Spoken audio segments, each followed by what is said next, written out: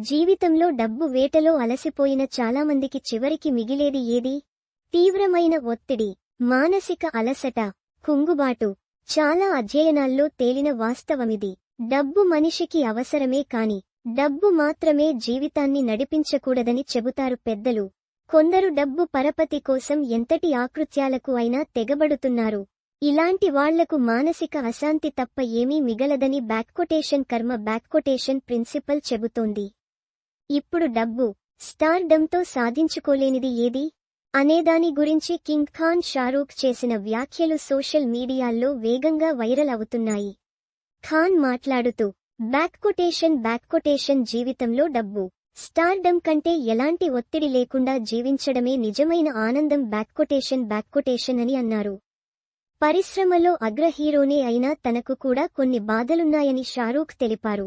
ఒత్తిళ్లకు గురయ్యానని అంగీకరించాడు. తన తల్లిదండ్రుల మరణం సోదరిపై తీవ్ర ప్రభావం చూపిందని, ఆ ఘటనను తాను ఇంకా మర్చిపోలేదని షారూఖ్ అన్నారు.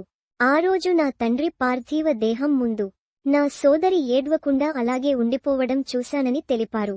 దాని నుంచి కోలుకోవడానికి ఆమెకు 2 ఏళ్లు పట్టిందని వెల్లడించాడు. అలాంటి ఒత్తిడికి లోను కాకుండా ఉండేందుకు తాను ఎప్పుడూ సినిమాలతో బిజీగా ఉంటానని తెలిపాడు. షారూఖ్ ప్రస్తుతం కింగ్ అనే చిత్రంలో నటిస్తున్నాడు. దీనికి సిద్ధార్థ్ ఆనంద్ దర్శకుడు. సుహానా ఖాన్ ఓ కీలక పాత్రలో నటిస్తోంది.